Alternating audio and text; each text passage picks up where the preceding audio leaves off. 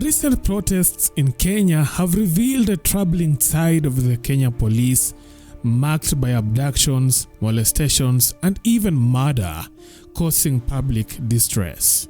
Kwenda sijui kuangalia nini, utoe sasa ni utafute pesa umpe. What is this? Kenya, makosa yetu ni nini? Makosa yangu kama mama ni nini? Makosa ya mtoto wangu ni nini? Ni kuwa tu Mkenya. Nini alifanya mbaya? Kutokelezea kwa barabara kama alikuwa ametokelezea kwa barabara. Ni alifanya makosa gani? Na ni light yake. Ukiona mahali kuna unafinyika za Kenya kuna light ya kuandamana. However, it is important to remember that not all police officers are brutal. Some are compassionate and willing to help during crisis.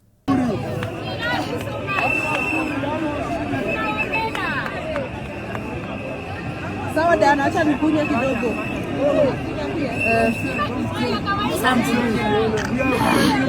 Mekata. Wow. He's so good, guys. These are the police are helping us.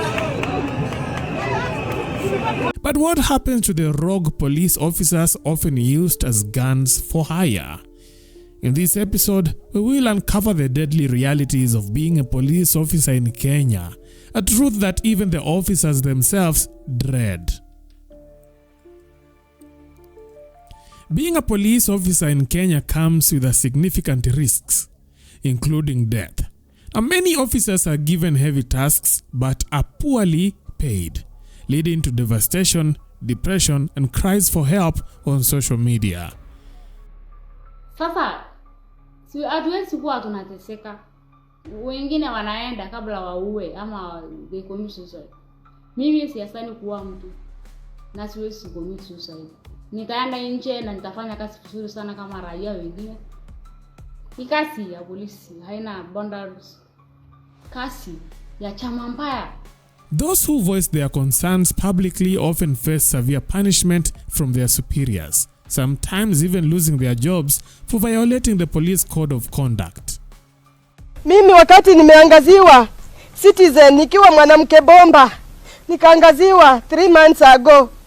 Hapo ndio shida ilianza. Nikaanza kupata transfers za within. Mimi nabadilishwa hapa. Niko CPU headquarter kidogo, naambiwa niende hapa Buzibwabu. Kuripoti huko naende Esikulu ndio hiyo nimepelekwa Lumakanda imekuja ya Luanda. Mtu mmoja na niko na watoto. Hizo ni transfers gani? Transfer 5 kwa mtu mmoja within a year. Kwani mimi nilikosea nini polisi? For instance, Officer Shakur was interdicted after joining the Gen Z protesters to criticize police brutality and President Ruto's government over high taxes. Another example is former NIS officer James Khwatenge, who was framed and fired for participating in partisan politics. Ruto said that Kibaki is the best president ever.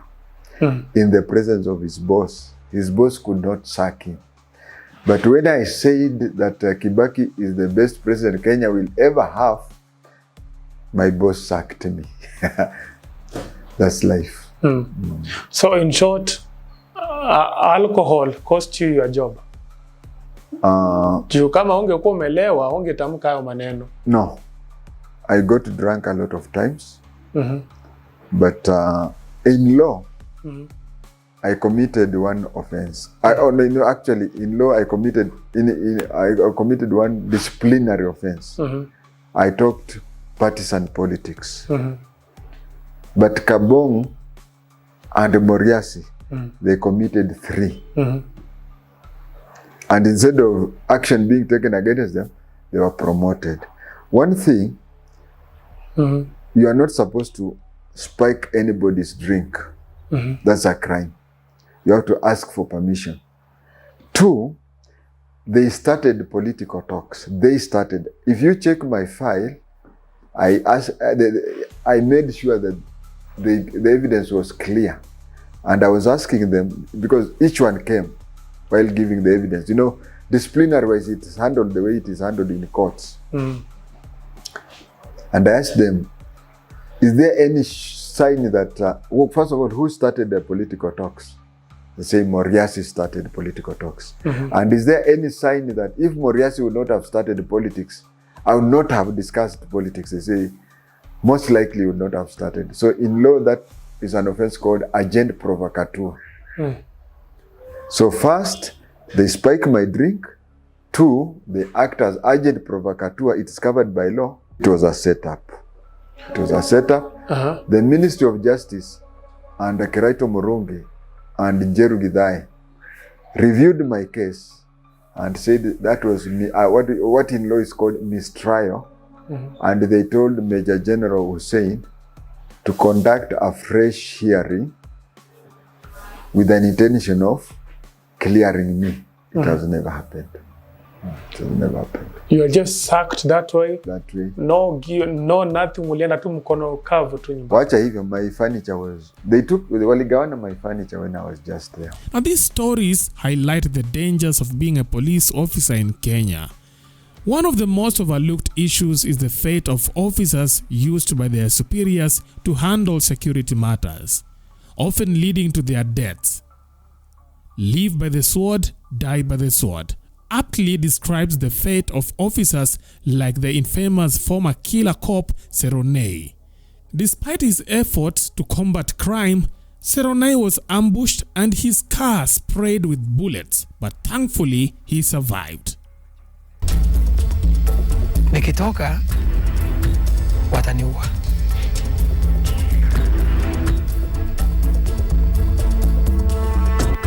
Nikajaribu kwa sababu nimeingia, unaona gari ndani hivi. Hii kwa steering. Nikaingia ndani ya steering kabisa namna hii kujifinya kabisa. Lakini saa hiyo mimi nasikia mwili imeanza kuuma. Yaani mimi najua risasi kusikiza hiyo. Kasikia inafanya hivi. Nikasikia huku tamu inaanza kutoka, nikakaa wanaendelea kupiga risasi tu. Nikaanza wakati wamenyamaza, nikasikia ukiongea. Tumemaliza yeye. Kafungua mlango, nikaanguka. Kuangalia hivi nikauliza, "Babu, mmenimaliza kabisa babu?" Nimaliza basi kabisa na mtangaza hii bunduki na Amerika. Kwa nini mnaniua? Mnaniua ya nini na tulikuwa na nyinyi? Why are you killing me? Babu ni askari na walikuwa na ile gari yao na tulikuwa nao huko. Babu mnaniua? Why? Hapo sasa ndio damu ikaanza ikatoka damu kila mahali na nikasirai. Now the incident left many to believe that it was possibly due to conflict of interest and fears that he had uncovered police collusion with criminals. Tumefuatilia biashara hii haramu kwa takribani mwaka mmoja sasa. Tulifanya upekuzi na kutangamana na wahalifu ambao kodisha bunduki, pingu, sare za polisi na hatari risasi kutoka kwa maafisa wa usalama nchini. An expose by Purity Mwambia revealed how some police officers hire out their uniforms, guns and other security gadgets to criminals, tarnishing the police image. This led to the documentary being pulled from social media, and Purity Mwambia had to seek asylum in a foreign country due to threats to her life. Andura Waruingi sheds light on the issue of police officers being used to settle security scores. Many of these officers meet their fate through the hands of fellow cops who eliminate them to cover up the trail of corruption within the National Police Force. There are people who are brought in for a specific role. Once they are done with the specific role, they are all killed. All those people who are in Kwekwe squad, Rhino squad, they were all killed. Ephraim Minor, this Fantas Miners. Ephraim Minor or Fantas Minor was the leader of the Kwekwe. He was killed in Kitui. He was after they did the killings, he was given a uniform, sent to be in charge of DCI in Kitui police station, and then it happened at kumetokea waizi. He was told waizi wamekuja. He ran outside to go and confront. Then he was And they called it was a friendly fire. So others who were in Rhino, they were roasted, they were killed. Others, all of them, none is existing. Those people who killed Mungiki members, none of them is existing. So once you finish doing your once dirty you finish job, the dirty job, you have to go. You die. why do they kill them? Because of the top secret they are carrying, the kind of secret they are carrying.